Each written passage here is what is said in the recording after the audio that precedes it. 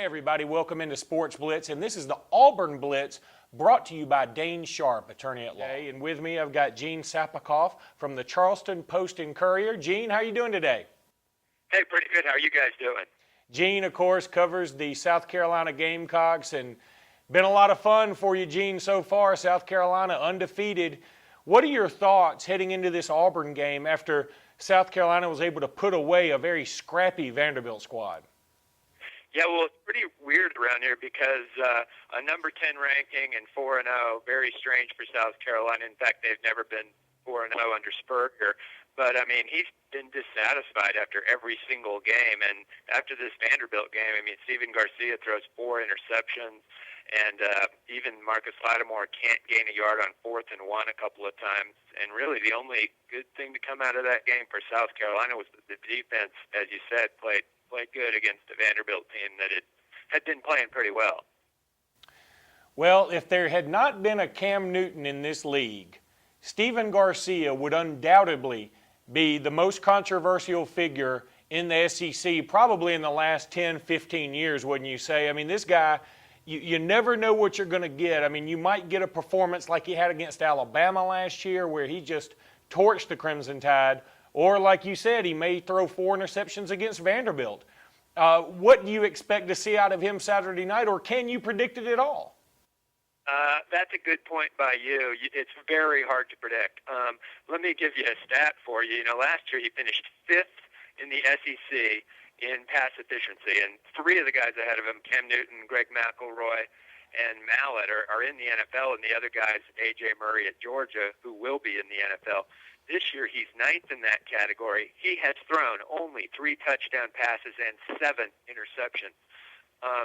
As a contrast, the guy over at Clemson, this new starter, Taj Boyd, has 13 touchdown passes and 1 interception. So it's just not going good for Garcia, and it actually seems to be getting worse. Tell me why South Carolina won't just hand the ball off to Marcus Lattimore, say, 35 times Saturday night. You know, they might. They kind of did that against Navy. I think they're 2 weeks ago. I think they're a little bit worried about him getting beat up, and especially against, you know, a defense of capable veteran, good players that they're going to face in the SEC. It's one thing to do that against Navy, another thing in the SEC. But you know, they might do that. They might have to do that because he does not have a backup quarterback option, as Auburn fans saw last year when Connor Shaw came in the game and threw a couple interceptions late. Okay, South Carolina, the talk all preseason was about the offense. Stephen Garcia, whether it's good, whether it's bad, he was in the news a lot. Alshon Jeffrey, a lot of people thought he might be in the running for the Heisman Trophy. Those numbers haven't shown up this year, but they could at any moment. He's probably the most talented wide receiver in the league. Of course, you've got Marcus Lattimore as well. But really, the South Carolina story has been all about defense. Melvin Ingram is the SEC Defensive Player of the Week this week. Jadeveon Clowney will undoubtedly be the SEC Freshman of the Year on the defensive side and maybe even get some All-American mentions. I believe he's got about 4 sacks already. What are your thoughts on the defense and what kind of job Ellis Johnson has done this year? Well, that defensive line makes things a lot easier for Ellis Johnson. I think it's the best defensive line in the SEC. They have some questions at linebacker, and the secondary hasn't played that well. But along that defensive line, you're talking about Ingram. That guy's already scored 3 touchdowns this year. Clowney is just a complete cyborg. He is just expert at getting the ball out of the quarterback's hands and has tremendous feet to go with that size.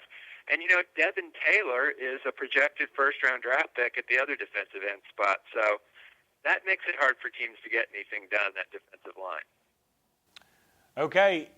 Does South Carolina go undefeated this year, at least until the SEC championship game? I know there's a 3-game stretch where South Carolina's on the road coming up after this Auburn game, but really I took a look at their schedule, and the most formidable games left on the schedule seem to be Clemson at home and at Arkansas, and honestly, I think South Carolina can manage both of those contests. Well, you're exactly right, and I picked them to go 12-0 early before the season, and people thought I was crazy, but I will admit that a few things have broken their favor here. Mississippi State doesn't appear to be as good as some people thought they might be. And Arkansas, I thought, would play Alabama a little closer.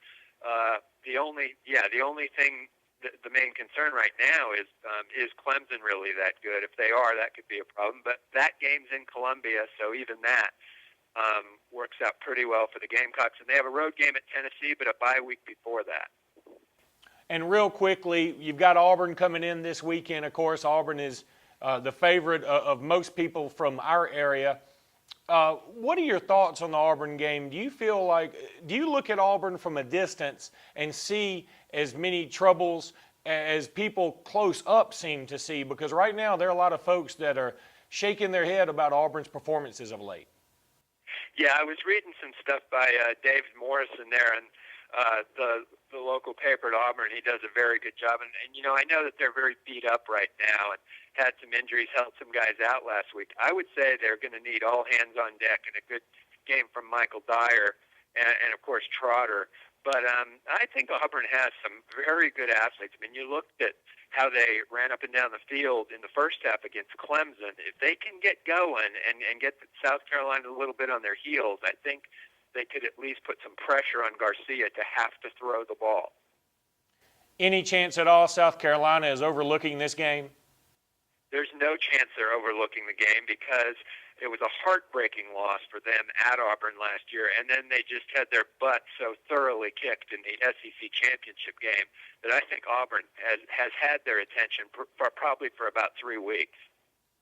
Well, Gene, thanks so much for being with us. Listen, we want to have you on again, and maybe we'll have you on again before the SEC championship game. I'm feeling right now that South Carolina is going to make it. Okay, hey, well, thanks a lot. You guys have a great show. Well, thanks so much for joining us, Gene. Certainly do appreciate his being with us. That was brought to you by Dane Sharp, attorney at law in Dadeville, Alabama. You were listening to the Auburn Blitz. We'll be back next week.